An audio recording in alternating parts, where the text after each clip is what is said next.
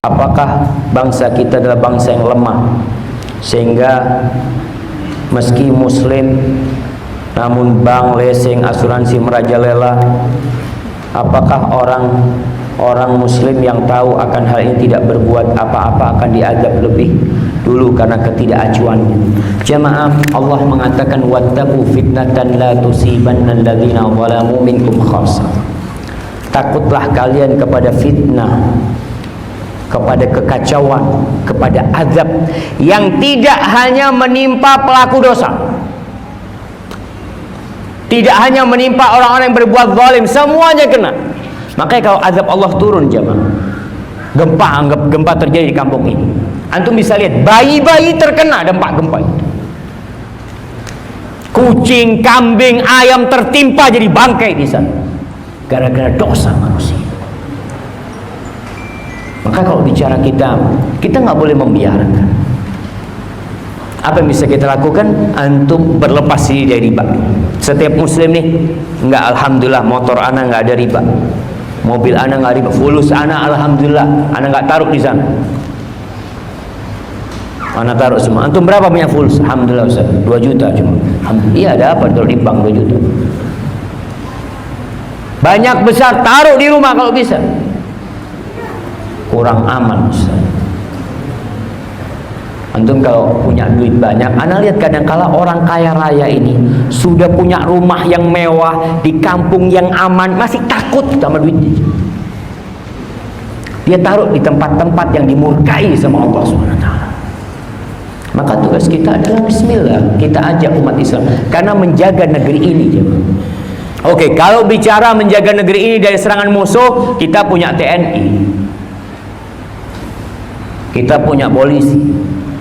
Kalau menghadapi serangan dari musuh, kalau menghadapi tsunami, kita punya siapa? Ada pasukan khusus Indonesia untuk menghadapi tsunami. Udah, alhamdulillah. Nggak ada, jemaah. Menghadapi gempa, siapa yang akan kita taruh di depan? Tentara depan, ini ada gempa, iya, pegang senjatanya, tanknya. Nggak ada, jemaah. Kita harus tahu bahwasanya yang punya bumi ini Allah Jalla Jalal. Sehingga menjaga negeri ini salah satunya dengan menghindari riba, menghindari dosa. Masya Allah.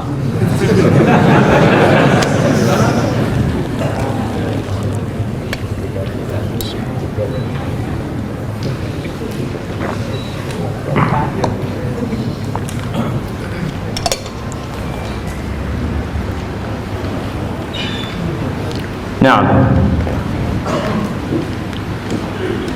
apakah perbuatan bid'ah juga termasuk penyebab kekalahan umat Islam karena umat Islam menjadi terpecah belah, tidak di atas satu jalan yang sama? Rasulullah SAW menyebutkan, jadi semua dosa saja berpecah belah termasuk dosa.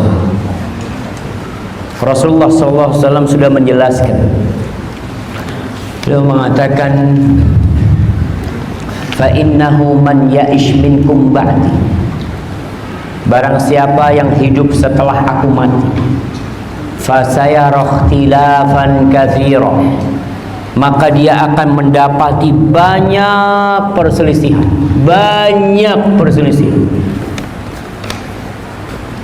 Terus solusinya apa? Bersatu, bersatu. Bagaimana bersatunya? Katanya Ustadz ini boleh, Ustadz ini bilang nggak boleh, yang satu bilang ya tengah-tengah lah. Umat bingung. Apa yang harus dilakukan? Fa'alaikum bisunnati, kalian cari sunnahku, pelajarin mana sunnahnya Nabi. Nabi ketika menghadapi ini, apa yang dilakukan Nabi SAW? Wa sunnatil khulafa'ir rasyidin al-mahdiyyin min ba'di tamassaku biha wa'addu 'alaiha bin nawajid wa iyyakum wa muhdatsatil umur fa inna kulla muhdatsatin bid'ah wa inna kulla bid'atin dhalalah. Kalian cari sunnahku ketika terjadi perselisihan, percekcokan, pertikaian, mana sunnah Nabi dan mana sunnahnya para khalifah-khalifah yang mendapatkan petunjuk. Sunnahnya Abu Bakar, Umar, Utsman, Ali, antum cari. Kalau dapat pegang, Ajak orang pegang juga. Yang ini yang kita pegang. Antum pegang ini. Kita akan bersatu di sini. Pegang. Jangan dipegang saja, tapi digigit sama gigi gerah kalian. Sampai seperti itu, siapa? Dan hati-hati dengan perkara-perkara yang baru. Kemudian semua perkara-perkara yang baru adalah bid'ah. Dan semua bid'ah kesesatan. Dan bid'ah ini bertingkat-tingkat, ya. Ada bid'ah yang sampai mukaffir, yang sampai pelakunya kafir, keluar dari Islam. Antum kalau tahu namanya Al-Fatimiyun, yang pernah menguasai Mesir, yang membangun Al-Azhar dulunya mereka, sampai sebagian mereka itu mengaku Tuhan, mengaku macam-macam. Maka perlu hati-hati kita. Dan ada bid'ah yang tidak sampai seperti itu. Maka tugas kita ketika terjadi pertikaian yang bikin kita akhirnya energi itu habis untuk membahas masalah-masalah yang disebut khilafiyah. Udahlah, daripada kita ribut terus, kita cari sunnahnya Nabi mana. Baca kitabnya, ketemu. Oh, ini nih sunnah Nabi. Udahlah, kita pegang ini aja. Kita kan saudara, nggak usah ribut lah, nggak usah bicara yang macam-macam. Tapi ketika semua lebih mengutamakan ya kehendaknya, nafsunya, ribut terus umat Islam. Kita berharap umat Islam ini kembali berpegang teguh dengan hablullah, wa'tasimu bihablillahi jami'an wa la tafarraqu. Dengan tali Allah, bukan dengan ormasnya. Dengan tali Allah. Semua pada bikin ormas. Semua merasa ormasnya yang paling berhak dengan kebenaran. Akhirnya ribut sendiri. Maka berusaha, ormas ini hanya wadah. Ormas ini hanya wadah untuk kegiatan-kegiatan. Bukan berarti yang tidak ikut ormas ini tak bakal masuk surga. Kenapa? Beda ormas kita. Astagfirullahaladzim.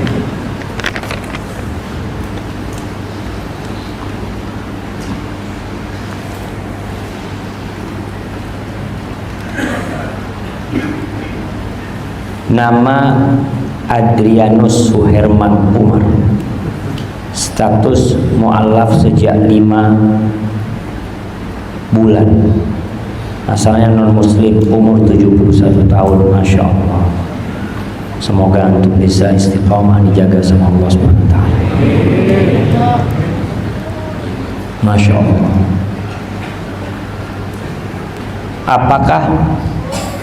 Siapakah musuh Islam zaman now? Masya Allah. Ini umur 71 tahun ngomongnya zaman now. Gimana yang umur 17? Apa mungkin kebalik ini jamaah? 17 mungkin. Zaman now. Nah, ya musuh kita tadi udah kita sebutkan. Jadi perang antara kebenaran dan kebatilan itu jamaah, itu terus akan terjadi. Allah mengatakan walan tardu ankal yahud walan nasara hatta tattabi'a millatahum. Orang Yahudi dan Nasrani tidak akan pernah ridho sampai kalian ikut agama mereka. Dan mereka terus mengadakan acara-acara pemurtadan di kampung-kampung itu. Mereka ada yang tidak mau disebut kristenisasi. Jangan katanya, karena itu isu sara. Tapi pemurtadan yang mereka lakukan. Mereka tidak akan pernah ridho, nggak akan pernah ridho. Kata siapa? Kata Allah. Walan tarda ankal yahud walan nasara hatta tattabi'a millatahum. Orang-orang Yahudi dan Nasrani tidak akan pernah ridho sampai kalian ikut agama mereka, ikut ajaran mereka. Jamaah, Anda tegaskan bahwa kita diperintahkan untuk toleransi dengan orang-orang non-muslim. Kita diperintahkan untuk berbuat baik sama mereka, menghormati mereka, menghargai mereka, bertindak adil dengan mereka. Nggak boleh kita menzalimin mereka selama mereka tidak memerangi kita. Tetangga kita non-muslim, jaga haknya. Dia mau parkir motor, parkir mobil, nggak ada tempat parkir di tempat dia, fadl parkir di depan rumah anak, nggak apa-apa. Tempat anak silahkan dipakai. Dia butuh motor, mau pinjam motor kita, fadl antum pakai. Kita masak di rumah, Masya Allah, masakan yang enak, kita bagi ke tetangga kita yang non muslim. Kita diperintahkan berbuat baik dengan orang-orang Yahudi dan Nasrani, nggak ada masalah selama mereka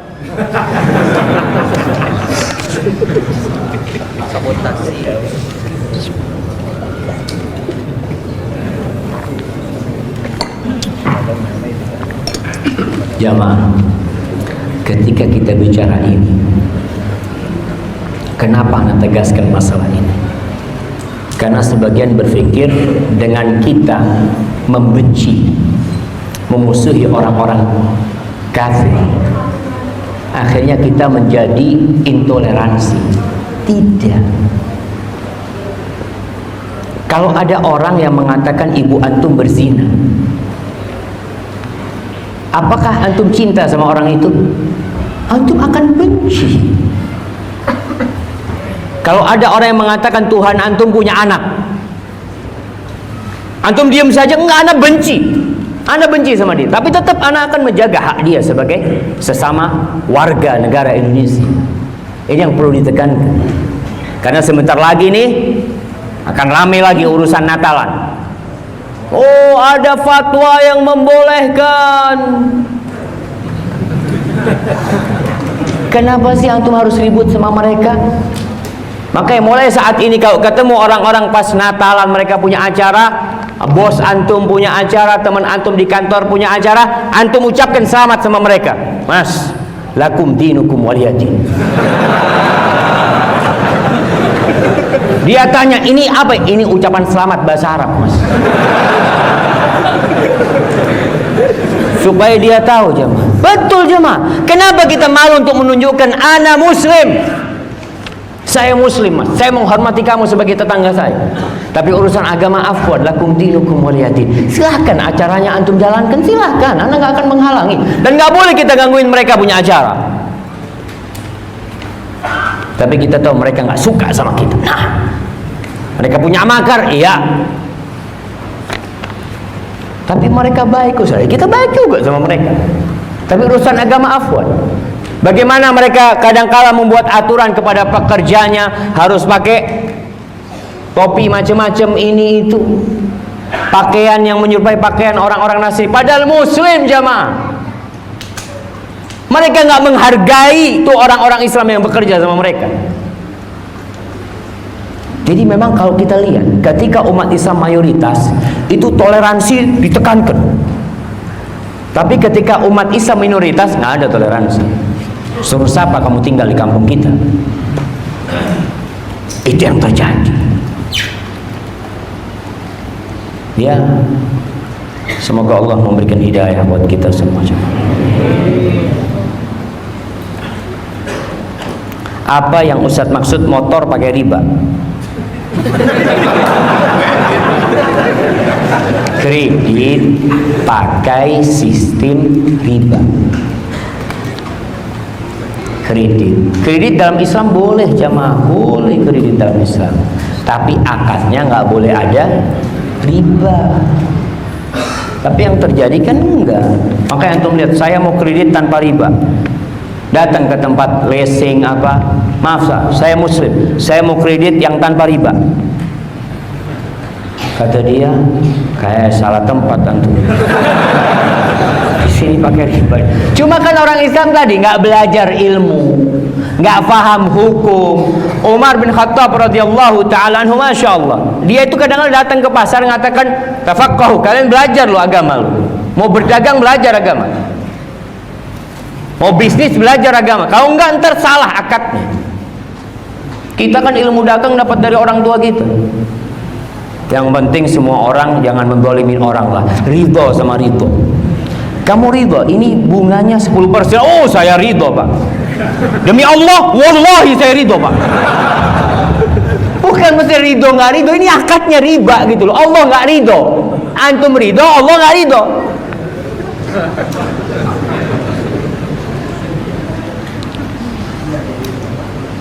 Ana punya teman bekerja di suatu bank swasta. Ana sering kasih kajian masalah bank riba, tapi hingga kini beliau bangga dengan pekerjaannya. Tadi Ana sampaikan, nggak merasa dosa aja. Ada orang yang merasa dosa, ada harapan dia bertobat. Maksudnya, iya Ustaz, anak tahu, insya Allah anak akan berubah. Alhamdulillah. Tapi ada yang bangga, naik lagi jabatannya, Masya Allah. Tapi belum bisa haji, bisa umroh. Apakah selama dia bekerja di bank, berhaji umrohnya diterima sama Allah Ta'ala? Wallahu a'lam. Rasulullah sallallahu alaihi wasallam mengatakan, innallaha thayyibun la yaqbalu illa thayyiban. Sesungguhnya Allah itu maha baik dan Allah tidak menerima kecuali yang baik-baik. Jadi kalau ada orang beribadah dengan hasil yang haram, jangan berharap diterima sama Allah SWT. Jangan berharap doanya dikabulkan sama Allah SWT.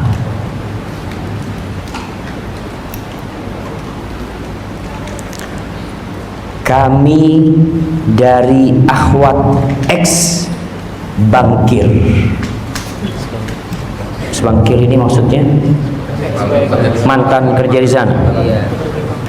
Kami sudah memiliki yayasan anti riba dan sudah memiliki komunitas. Mohon bimbingannya dari Ustaz. Alhamdulillah jemaah, munculnya seperti ini, harapan kita mereka akan bisa menerangi tempat-tempat yang belum paham dengan riba. Karena di kampung itu jemaah, kita pernah bikin yayasan seperti ini. Jadi orang kampung supaya tidak terjebak bank keliling itu, kita kasih pinjaman dari kita tanpa riba. Kita kasih penjelasan. Tapi subhanallah, dia pinjam sama kita, nggak dibayar-bayar, pinjam lagi sama bank yang itu. Sama bank itu dibayar. Karena takut ribanya akan naik. Tapi kalau sama kita kan enggak. Oh, afwan Pak Ustadz, belum bisa bayar. Maka hati-hati. Yang terpenting bukan memberikan solusi kita pinjaman kepada mereka, bukan itu yang terpenting. Yang terpenting memberikan pemahaman kepada dia bahwa riba ini dimurkai Allah SWT, sehingga dia meninggalkannya karena Allah. Terus Ustaz, gimana hidupnya susah? Wa man yattaqillah yaj'al lahu makhraja. Barang siapa yang bertakwa kepada Allah, Allah berikan kepada dia solusi. Bukan antum yang kasih solusi, Allah yang kasih solusi buat dia. Rizkinya Ustaz, wa yarzuqhu min haitsu la yahtasib. Allah kasih rizki dari arah yang tidak dia sangka-sangka. Terus kurang apa kita jemaah? Maka tolong teman-teman yang di yayasan anti riba ini kalau bisa membuat buku cerita orang-orang yang berhenti dari riba, ya, seperti itu. Fulan berhenti dari riba, akhirnya jualan gorengan, Ustaz. Nggak apa-apa, yang penting halal, hidupnya bahagia. Barakallahu fikum.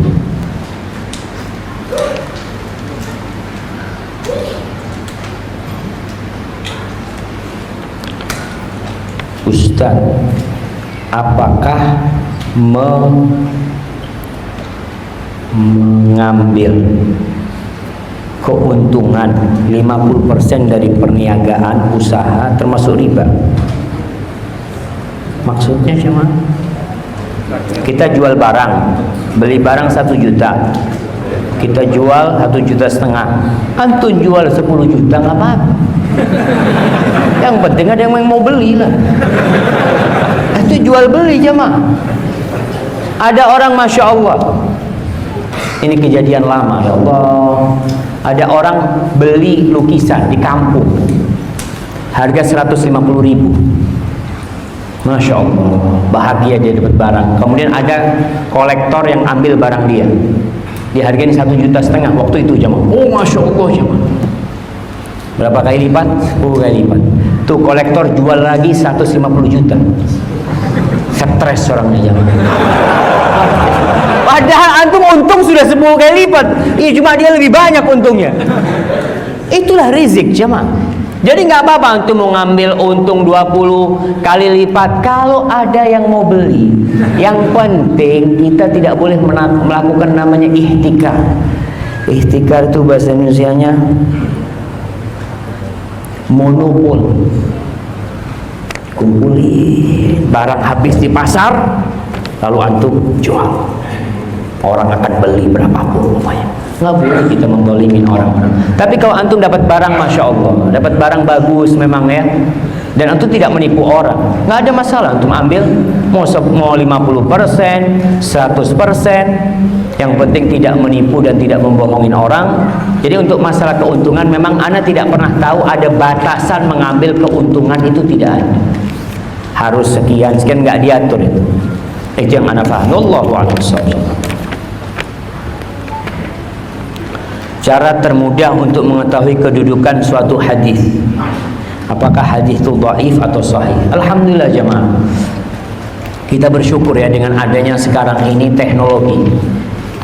Ada aplikasi, lupa nama aplikasi, bahasa Arab cuma ya. Aplikasi bahasa Arab ini, kita kalau ada hadis yang kita nggak tahu hukumnya apa, kita masukin ke sana aplikasi tersebut, nanti dia carikan, kemudian muncul hadisnya ada di kitab apa, kemudian muncul di sana di bawahnya itu pendapat para ulama ahli hadis tentang kedudukan hadisnya, sehingga kita nggak repot lagi udah jemaah. Apalagi kita bukan ahli hadis, kita ini hanya menukil ucapan ulama ahli hadis. Itu cara yang termudah sekarang, alhamdulillah. Tapi kalau antum mau belajar lebih dalam lagi, alhamdulillah, belajar lagi tentang ilmu hadis. Perihal main game, apa hukumnya Ustaz? Mubah, makruh atau haram? Pertama, tergantung gamenya. Game apa yang dia mainkan? Karena game ini permainan. Kalau di situ ada unsur penampilan perempuan, Anda lihat ada game-game yang ya semoga diselamatkan kita dari game jamaah. Ada game-game yang memang menampakkan perempuan yang separuh telanjang atau apa, atau ada unsur-unsur berhala-berhala di game itu, patung-patung macam-macam, jelas itu haram. Jadi hukumnya itu berkaitan dengan isi dari game tersebut. Baik. Tapi ada game yang membuat orang lalai. Gamenya biasa Ustaz, tapi lalai, orang hanya nggak sholat ini itu. Ya akhirnya jadi haram hukumnya, karena membuat antum lalai, membuat antum durhaka sama orang tua. Berapa banyak anak yang main game, kalau dipanggil sama orang tuanya nggak dengerin. Berarti nggak boleh antum main game sudah. Karena terbukti dengan game antum jadi durhaka sama orang tua. Jadi intinya jamaah, kalau bicara game ini, min husni islamil mar'i tarkuhu ma la ya'ni. Termasuk kesempurnaan, keindahan Islamnya seseorang itu meninggalkan sesuatu yang tidak berguna buat dia, nggak ada manfaatnya. Siapa yang main game? Mana mau tanya? Sebelah sini. Nah, baik, bisa berdiri antum? Ana kasih hadiah buat antum. Ada mic jemaah, kirimkan ke aku. Nah, baik, yang keras ya, Anda mau tanya. Oh nggak bisa. Manfaatnya antum dapat apa kalau main game itu? Manfaatnya apa? Tambah sehat, umpamanya, alhamdulillah Ustaz, anak tambah badan, tambah gede Ustaz. Tambah apa?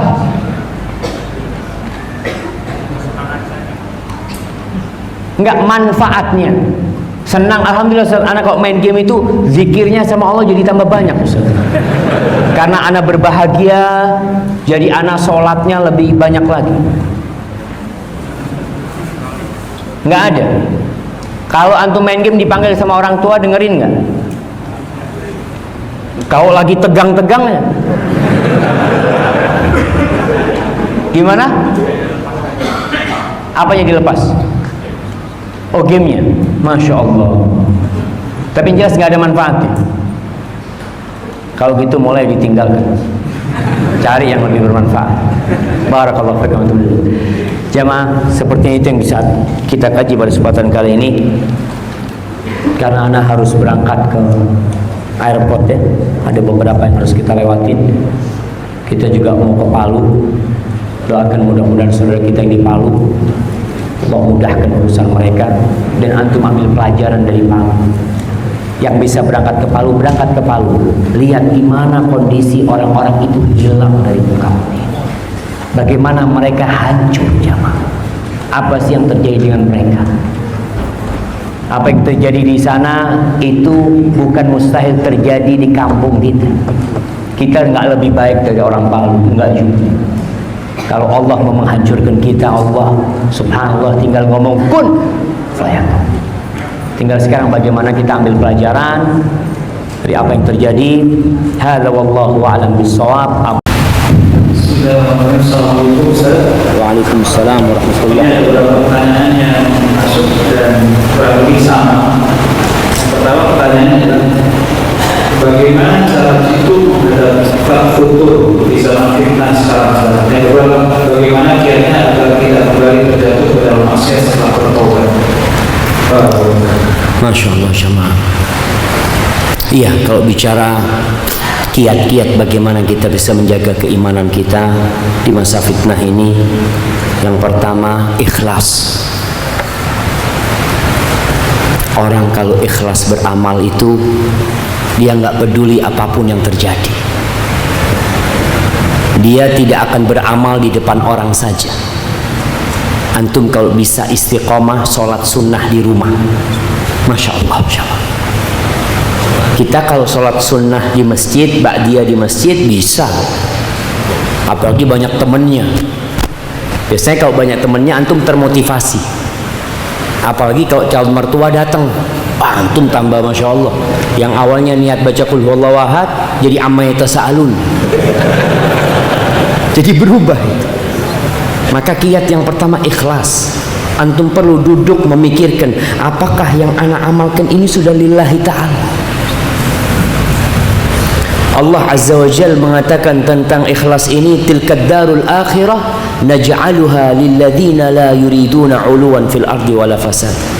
Itu akhirat, kata Allah, kami jadikan buat orang-orang yang tidak ingin kekuasaan, yang tidak ingin berbuat semena-mena dalam dunia ini. Wal aqibatu lil muttaqin. Dan happy ending itu buat orang-orang yang bertakwa. Maka niatkan dalam amal-amal antum lillahi ta'ala. Yang kedua, jaga hubungan baik dengan Al-Quran. Antum harus punya komitmen. Setiap hari ana baca Quran 1 halaman. Sudah tiap hari. Kalau antum tiap hari 1 halaman, kalau lagi semangat ya 2 halaman, kalau lagi futur tetap 1 halaman, insya Allah antum ada kekuatan, jamaah. Karena Allah mengatakan tentang Al-Quran ini, idza tuliyat alaihim ayatuhu zadathum imana. Apabila dibacakan kepada mereka ayat-ayat Allah, akan bertambah keimanan. Yang ketiga, agar tetap terjaga di zaman fitnah ini, teman, sohib. Berapa banyak orang-orang yang murtad karena temannya. Sampai ada seorang wanita lulusan pesantren, bekerja di sebuah perusahaan, lulusan perguruan tinggi Islam, bekerja di sebuah perusahaan, na'udzubillah. Karena bercampur baur di sana, teman-temannya sebagian non muslim, akhirnya dia sudah menikah, dipacari sama yang non muslim sampai hamil di luar nikah, padahal sudah punya suami. Teman, jangan meremehkan. Ada beberapa ikhwan yang sudah hijrah tapi tempat kerjanya masih belum kondusif. Dia harus mewarnai. Kalau tidak, dia akan diwarnai. Sampai ada satu yang telepon ana, Ustaz, doakan ana, Ustaz. Ana ini sudah lama hijrah, Ustaz. Ana kerja alhamdulillah sering keluar kota, Ustaz, sama sahib-sahib ana. Sahib-sahib ana itu kalau pas tugas keluar kota mereka sewa pelacur, Ustaz. Dia tahu. Ana alhamdulillah, Ustaz, bisa jaga diri. Tapi setelah 2 tahun ana seperti mereka, Ustaz. As-sahibu sahib. Teman itu menarik, jangan meremehkan teman. Antum jangan asal anak kepingin punya banyak teman, nggak penting banyak teman. Yang penting antum punya teman yang baik. Antum kenal orang banyak, alhamdulillah. Antum harus mewarnai mereka, tapi antum tidak terwarnai. Kemudian yang keempat, antum perlu membaca sejarah Rasulullah SAW, sejarah para nabi, bagaimana tabahnya mereka difitnah, sehingga ketika antum dapat fitnah, ya Allah, fitnah anak ini nggak ada apa-apanya ternyata. Ada yang ketika hijrah istrinya gugat cerai, ya biasa, dulu juga ada seperti itu. Ada yang kemudian ketika dia hijrah dibuang sama orang tuanya. Nabi Ibrahim diusir sama bapak, bahkan dilemparin batu. Bahkan ketika Ibrahim dibakar, bapaknya pun ikut membakar putranya sendiri. Ketika antum membaca kisah-kisah itu, antum akan lihat, ya Allah, nggak ada apa-apanya anak ternyata. Surga Allah itu mahal jamaah. Hadza wallahu a'lam bissawab. Pertanyaan berikutnya, apa yang dimaksud dengan fitnah akhirat? Nah, fitnah akhirat. Fitnah itu fitnah kehidupan dan fitnah kematian. Kalau bicara fitnah setelah kematian, maka antum akan lihat fitnah di dalam kubur. Pertanyaan yang akan ditanyakan kepada antum. Kata Rasulullah SAW, innakum tuftanuna fi kuburikum. Kalian difitnah di kuburan kalian. Datang malaikat bertanya, man rabbuk, man nabiyuk, madinuk. Orang yang imannya hanya ikut-ikutan, yang Islamnya ikut-ikutan. Orang-orang munafik akan mengatakan, la adri, sami'tun nas yaqulun faqultu. Aku nggak tahu. Aku mendengar orang mengatakan Tuhannya Allah, aku pun ikut mengatakan Tuhanku Allah. Bukan keyakinan, bukan iman, hanya ikut-ikutan. Orang-orang mengatakan nabinya Nabi Muhammad, aku pun mengatakan Muhammad sallallahu alaihi wasallam. Orang-orang mengatakan Islam, aku pun mengatakan Islam. Wallahi jamaah, ada seorang teman, ana baru jumpa 2 pekan yang lalu. Ketika dia SMA di Semarang, dia masuk SMA, dia Katolik agamanya sebenarnya. Ketika SMA, gurunya tanya, di SMA negeri nih, siapa yang non muslim? Karena yang non muslim kan akan dapat pelajaran agama sendiri gitu loh, seperti itu. Kata dia, anak lihat nggak ada yang angkat tangan. Ya, anak nggak angkat tangan lah, kata dia. Anak muslim aja sudah, kata dia. Subhanallah. Dia pulang, oh ternyata ibunya muslim, bapaknya yang non muslim. Tapi dia selama dari SD SMP sekolahnya di non muslim terus. Kemudian dia di negeri itu. Dia terus ngomong sama ibunya, Bu, aku Islam aja Bu ya, kata dia. Ya sudah, panggil guru ngaji, belajar. Akhirnya diajarin Islam. Karena biasanya jemaah, orang yang dari luar Islam kemudian masuk Islam biasanya lebih sungguh-sungguh daripada yang turunan. Sampai ada seorang wanita Swiss, dari Swiss dia menikah dengan orang Indonesia. Dia awalnya non muslim atau agamanya apa, kemudian dia masuk Islam. Mu'alaf, masya Allah. Ketika dia masuk Islam, suaminya ternyata Islamnya ya kadang kala sholat, kadang kala enggak. Si perempuan ini terus mengkaji Islam sampai akhirnya perempuan ini gugat cerai sama suami. Masa saya dapat suami nggak sholat, kata dia. Yang awalnya dia non muslim. Maka kalau tadi fitnah yang ada di kuburan itu, fitnah setelah kematian itu, kita akan ditanya dan tidak semua bisa jawab. Alhamdulillah kita sudah tahu pertanyaannya, tinggal bagaimana kita mempersiapkan diri mempelajari tentang 3 hal. Nggak usah dalam-dalam antum pelajari tentang Allah, siapa sih Allah, kenapa kita menyembah Allah, pelajarin tentang Nabi Muhammad SAW. Yang ketiga, agama kita nih, apa sih agama kita, sehingga kita bisa menjalankan agama kita sesuai dengan yang Allah inginkan. Hadza wallahu a'lam bissawab. Pertanyaan berikutnya, pertanyaan senada yang pertama adalah bagaimana menghadapi fitnah media sosial terutama terkait dengan pemerintah. Kemudian pertanyaan berikutnya mengenai apakah demonstrasi itu bukan syariat Islam, ini terkait dengan suasana chaos dalam demonstrasi. Ini bagaimana sekarang kita terhadap hal seperti ini? Allahu Akbar, ini fitnah memang jemaah yang nggak pernah selesai. Kalau kita bicara fitnah media sosial, yang pertama tadi ana sampaikan hadis Nabi alaihi salatu wassalam, badiru bil a'mal, kalian segera amalkan, jangan banyak ngomong. Media sosial ini jadi ajang orang ngomong. Padahal kata Nabi sallallahu alaihi wasallam, barang siapa yang beriman kepada Allah dan hari akhir, falyaqul khairan aw liyasmut, hendaklah dia berbicara yang baik atau diam. Antum lihat, yang antum bicarakan baik atau tidak, ada manfaatnya atau tidak. Ketika tidak ada manfaatnya, antum diam. Kita lihat pemerintah kita sebenarnya dari rakyat jemaah. Antum kalau melihat ya di kampung-kampung itu bagaimana rebutan jadi kepala desa. Kepala desa rebutan. Satu kampung akhirnya jadi dua kubu. Semuanya sama-sama pakai dukun. Ini pakai dukun, ini pakai dukun, pakai ustadz, subhanallah. Ini fitnah yang terjadi. Maka tugas kita menghadapi fitnah ini, jangan berhenti menuntut ilmu, belajar. Jangan mengambil tindakan kecuali antum bertanya, apakah Allah perintahkan atau Allah larang. Ketika antum lihat, oh ternyata diperintahkan oleh Allah SWT, tapi kok kayaknya nggak tepat kita menyampaikannya sekarang, diam.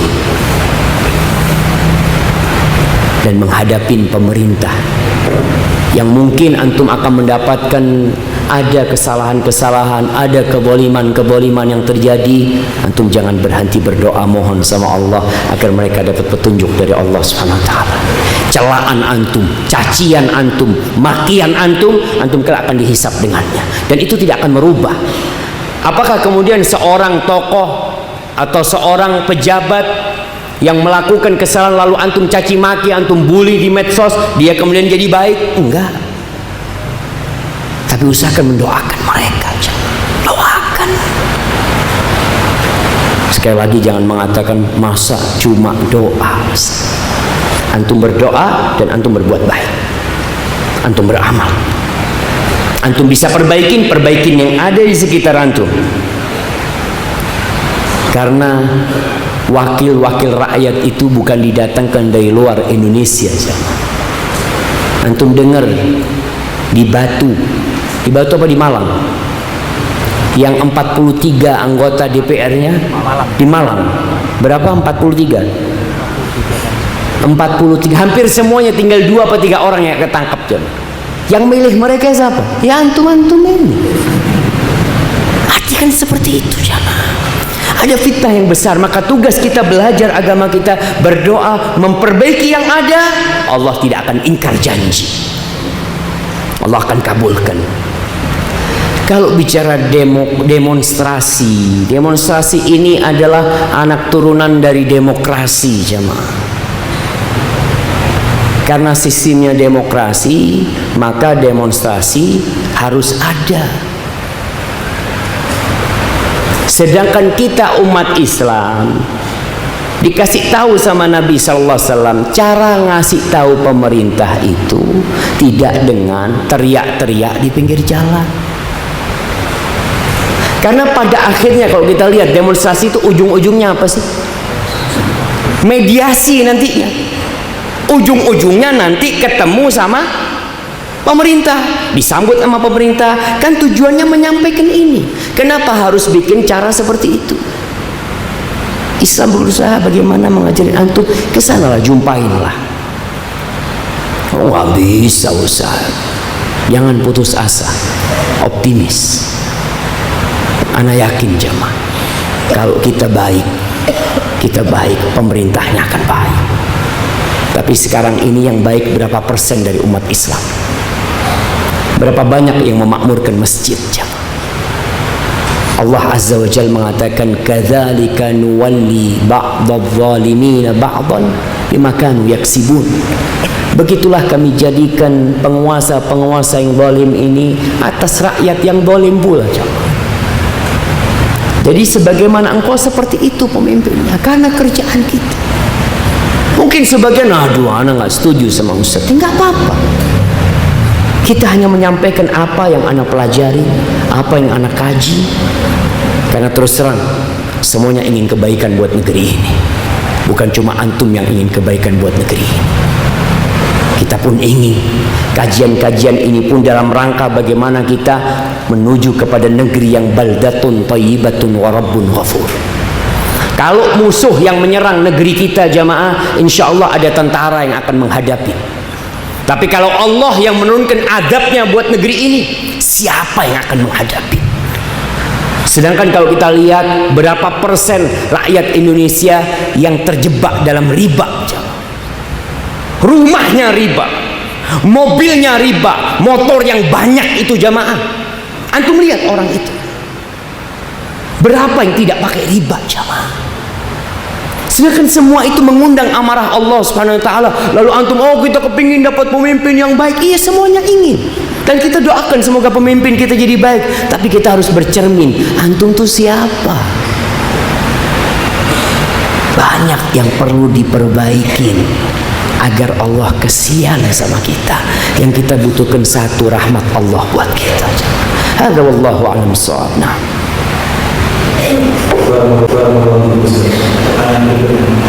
Assalamualaikum Ustaz. Bagaimana cara mentalkinkan orang yang koma atau tidak sadar, kemudian beliau memang meninggal? Jadi pertanyaan juga sama. Ustaz, saya mau tanya, saat itu ibu saya sempat ngomong dan saya ingin untuk sadar. Tapi saat itu ibu sudah tidak bisa bicara hingga akhir-akhir. Hanya bisa gerak-gerak sedikit dari dirinya dan dalam tersebut. Pertanyaan, apakah itu sadarnya dari alam kesadaran atau belum? Apakah sama surga atau tidak? Mudah-mudahan masuk surga. Kita ini berharap dan kita juga khawatir.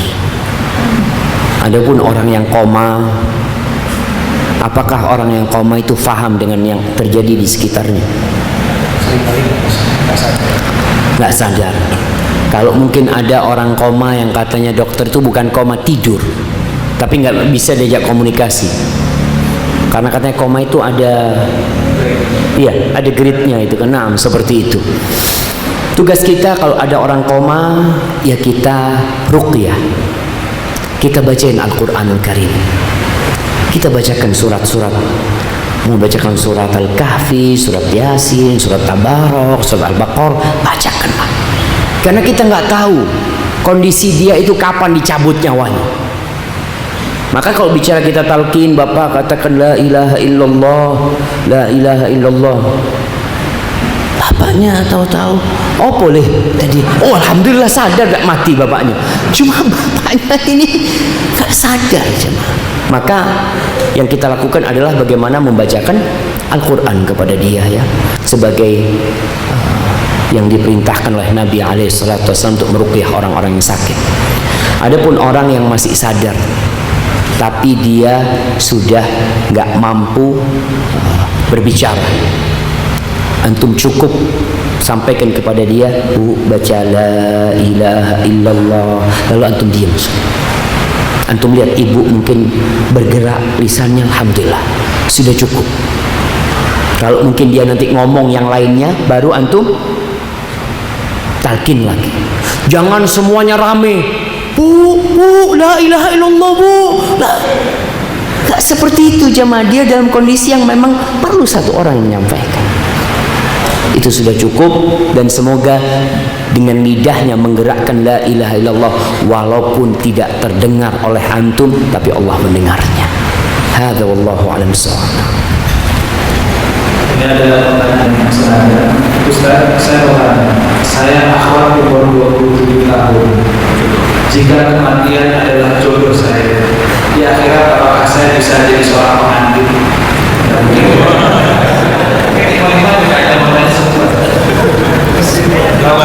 Kalau kita di dunia apakah bisa kita di akhirat? Allahu Akbar jamaah. Antum gak kebayang sama akhirat jamaah. Wallahi kita ini kadang-kala gak kebayang akhirat tuh kayak apa. Allah mengatakan fiha ma tashtahihil anfus wa taladzul a'yun wa antum fiha khalidun. Kata Allah, di surga itu ada semua yang disukai oleh jiwa, yang lezat-lezat dipandang oleh mata, semuanya ada, plus antum kekal selama-lamanya di sana. Antum lihat dunia dan isinya ini jamaah. Antum pernah lihat ada orang yang punya, ya mungkin dia punya baju harganya sekarang, bajunya akhwat nih berapa paling mahal? 50.000, jutaan udah. Berapa? 1,2 jilbabnya, kerudungnya, ada yang harganya 8 juta. Insyaallah. Ada yang 10 juta. Apa kata Nabi SAW tentang kerudungnya perempuan di surga? Yang anti, kalau anti masuk surga, anti dapat kerudung itu. Wala nasifuha khairun minad dunya wa ma fiha. Kerudungnya itu jamaah lebih baik dari dunia dan isinya. Kalau sekarang antum melihat orang pakai kerudung harga 1 miliar, antum mengatakan aduh mahal banget. Nanti kerudungnya itu lebih baik dari dunia dan isinya. Dan ketika antum masuk surga, yang penting masuk surga dulu. Bagaimana berusaha untuk masuk surga Allah Subhanahu wa taala, karena orang yang mau masuk surga harus ngelewatin fitnah-fitnah aja. Dan anti harus bersabar. Kadang-kala ada perempuan sampai 40 tahun tidak menikah, 50 tahun tidak menikah, mati tidak menikah. Mungkin itu lebih baik buat dia daripada menikah. Karena jangan dipikir semua yang menikah itu bahagia. Sebagian perempuan itu hidup di neraka. Bahkan dia itu lebih baik bercerai dengan suaminya daripada punya suami.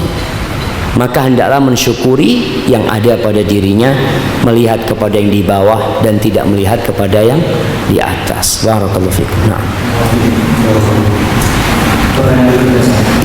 Assalamualaikum Pak Ustaz. Waalaikumsalam warahmatullahi. Apakah dosa riba bisa menghancurkan rumah tangga?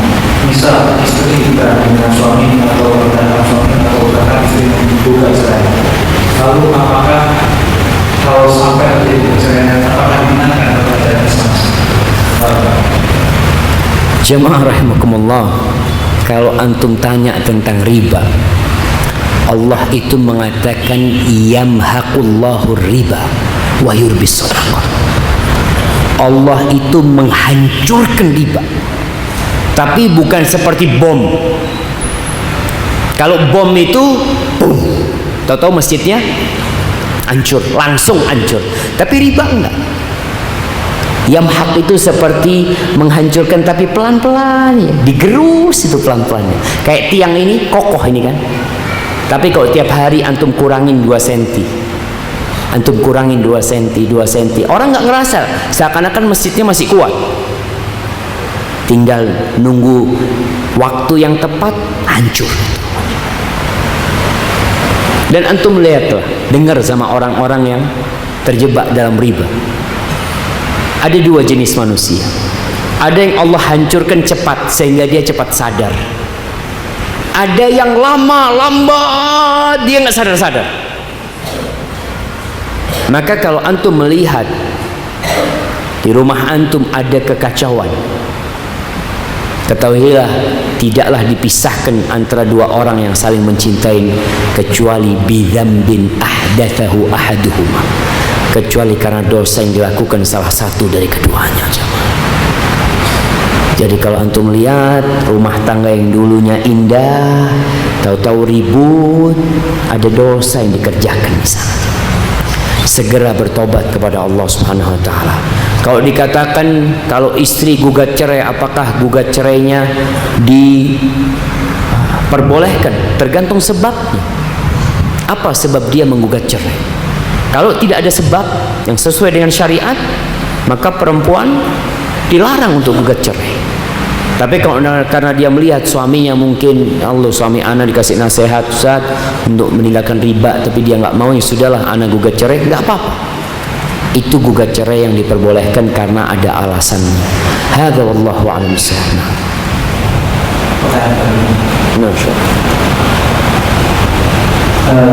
Assalamualaikum. Waalaikumsalam warahmatullahi wabarakatuh. Di Indonesia banyak sekte dan organisasi Islam.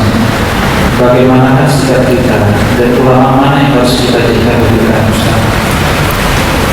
Ahibati fillah, Rasulullah sallallahu alaihi wasallam beliau pernah bersabda, iftaraqatil yahud ala 71 firqah. Orang-orang Yahudi itu berpecah belah menjadi 71 golongan. Waftaraqatin nasara ala 72 firqah. Dan orang-orang Nasara berpecah belah menjadi 72 golongan. Antum bisa ngelihat bagaimana mereka kalau di tempat yang mayoritas Nasara itu gerejanya berdampingan tapi alirannya beda-beda juga. Jamaahnya masing-masing sudah mereka. Dan mereka saling mengkafirkan di antara mereka. Wasataftariqu hadhil ummah, dan umat ini akan berpecah belah menjadi 73 firqah, 73 golongan. Mungkin sebagian berpikir, kok lebih buruk dari Yahudi dan Nasrani? Tidak, nggak lebih buruk dari mereka. Karena ketika Nabi SAW mengatakan berpecah belah menjadi 73 golongan, kulluha finnar illa wahidah, semuanya masuk neraka kecuali satu. Jadi masih ada yang masuk surga. Kalau yang Yahudi Nasrani selesai sudah, semuanya masuk neraka. Tapi ketika Nabi SAW menjelaskan tentang umatnya, enggak, ada yang masuk surga.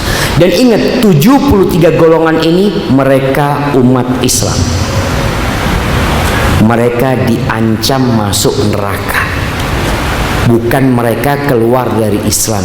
Kalau keluar dari Islam berarti bukan umatnya Nabi Muhammad sallallahu alaihi wasallam. Mereka masih umat Nabi Muhammad sallallahu alaihi wasallam. Kecuali satu. Yang satu apa? Semua ormas mungkin, semua sekte mengaku dia yang satu, Ustaz. Kata Nabi alaihissalam, mereka adalah makana ala ma ana alaihi al-yawm wa ashabi. Mereka yang mengamalkan Islam seperti yang aku kerjakan bersama para sahabatku. Dalam hadis lain Nabi alaihissalam mengatakan humul jamaah. Mereka adalah al-jamaah, sehingga muncul istilah ahlus sunnah wal jamaah. Jadi kalau mau mengatakan mana yang benar, kalau bicara klaim, pengakuan, semua mengaku benar, maka antum yang harus memilih. Terus gimana cara milihnya? Anak kan nggak ngerti Ustaz, anak nggak paham. Kalau antum melihat Ustaz itu mengajak antum untuk mengamalkan Islam, nilu Abu Bakar seperti ini, nilu Nabi SAW mengajarkan seperti ini, maka itu yang antum ikuti. Tapi kalau Ustadznya mengatakan kamu ikut kelompok saya, daftar, kamu ikut saya, padahal Allah mengatakan ud'u ila sabili rabbik, ajaklah ke jalan Allah Subhanahu wa taala. Kalau bicara ormas, ormas ini hanya payung yang mungkin untuk kegiatan apa-apa, tapi yang penting antum mengikuti apa yang diamalkan Nabi alaihissalam bersama para sahabatnya, dan ustadz-ustadz itu mengajak kepada nilai yang diamalkan para sahabat Nabi, yang diamalkan oleh tabi'in, tabi'ut tabi'in. Mereka generasi yang dijamin masuk surga. Mereka generasi terbaik yang Allah puji, yang Allah katakan khairun nasi qarni thumma alladhina yalunahum thumma alladhina yalunahum.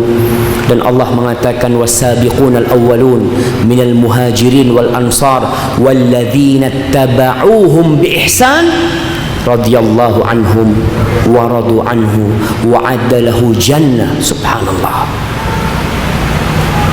Orang-orang yang terdahulu, yang masuk Islam lebih dahulu, yang lebih faham dengan Al-Quran ini, yang mereka melihat wahyu itu turun, mereka memandang Rasul sallallahu alaihi wasallam menyampaikan para sahabat Nabi dari kalangan orang-orang Ansor dan Muhajirin, dan yang mengikuti mereka dengan baik. Masya Allah, Allah ridho sama mereka. Maka supaya kita dapat ridho Allah, berusaha mengikuti mereka. Banyak Islam model ini, Islam model itu. Kita tadi katakan Islam yang biasa-biasa saja, yang tidak dikurangin dan tidak ditambahin, wis biasa-biasa saja. Hadza wallahu a'lam bishawab. Nah, Assalamualaikum Ustaz. Waalaikumsalam. Ketika saya berhijrah, istri saya kaget dan menegur saya karena saya dianggap berubah terlalu ekstrim. Dia selalu mengatakan beragama itu biasa-biasa saja, jangan menjadikan hidup kaku dan seakan terkekang. Bagaimana cara saya merubah pola pikirnya? Jangan dirubah. Betul istri antum, beragama itu biasa-biasa aja, nggak boleh kaku dalam beragama. Biasa-biasa aja itu ya Islamnya seperti Islamnya Nabi Muhammad, nggak usah ditambah-tambahin, nggak usah dikurang-kurangin. Itu biasa-biasa aja. Betul jamaah. Loh, ini pikiran ini bener loh. Beragama itu biasa-biasa aja, nggak boleh ekstrim, nggak boleh berlebih-lebihan, nggak boleh kaku. Iya, inna hadad din yusr, kata Nabi SAW. Agama ini mudah. Cuma yang jadi masalah dia kan belum tahu yang biasa-biasa aja kayak apa. Dia beranggapan antum ekstrim. Antum katakan, iya dek, betul, aku berlindung kepada Allah dari ekstrim, dari kaku dalam beragama. Yuk kita belajar agama yang biasa-biasa aja. Diajarin. Karena tak kenal maka tak sayang jamaah. Kebanyakan orang itu karena nggak kenal. Lihat antum berjenggot, aduh aliran apa lagi? Jenggot aliran apa lagi? Nabi SAW berjenggot, Nabi Musa berjenggot, Nabi Harun berjenggot, Nabi Isa berjenggot, Nabi Ibrahim berjenggot. Nggak ada masalah jamaah. Kalau artis berjenggot keren, waduh, maco sekarang. Tapi kalau suami berjenggot, aduh, kok kayak gini? Itu dia. Maka ini yang perlu diluruskan. Artinya pikiran istri itu benar. Dan kita harus sampaikan jamaah kepada seluruh umat manusia, beragama harus biasa-biasa aja. Bagaimana yang dikatakan biasa-biasa aja? Ya ikutin aturan. Aturannya boleh kerjakan, tidak boleh tinggalkan. Dan Nabi kita Muhammad alaihi salatu wassalam membawa agama ini subhanallah, rahmat, indah, dan bisa dipraktekkan kapan saja. Namun ada satu masa yang kata Nabi alaihi salatu wassalam, bada'al islamu ghariban. Islam itu dimulai dengan keanehan jamaah, asing. Wa sayaudu ghariban kama bada. Dan Islam itu akan kembali asing seperti bermulanya dulu. Kenapa? Karena banyak orang-orang yang jauh, yang nggak pernah belajar agama, yang belajar agama sepotong-sepotong. Akhirnya sebagian jadi teroris, radikal, sebagian jadi meremehkan agama. Jadi kalau kita lihat berlebih-lebihan, istilah bahasa Arab radikal itu tatorruf. Tatorruf itu artinya berada di pojokan, berada di ujung-ujung. Antum lihat nih, ada yang di ujung kanan, ada yang di ujung kiri. Dua-duanya nggak benar. Yang benar yang di mana? Yang di tengah. Makanya wa kadzalika ja'alnakum ummatan wasata. Kami jadikan kalian umat pertengahan. Nggak berlebih-lebihan ke kanan sehingga nanti salah juga. Nggak berlebih-lebihan ke kiri. Jadi kalau bicara radikal jamaah, ada radikal ke kanan, ada radikal ke kiri. Ada yang ke kiri kemudian yang seperti kita lihat punya pemikiran dibolehkannya zina, hubungan seksual di luar nikah dengan prinsip milkul yamin atau macam-macam. Itu juga radikal. Tapi radikal ke kiri. Yang nggak boleh juga radikal ke kanan, berlebih-lebihan dalam beragama. Yang tidak wajib dia wajibkan, yang tidak perintah Allah dia lazimkan orang untuk melakukannya. Dan ini biasanya terjadi karena memahami agama sepotong-sepotong. Maka antum katakan kepada istri antum, ya yuk kita belajar agama Islam yang biasa-biasa aja. Jamaah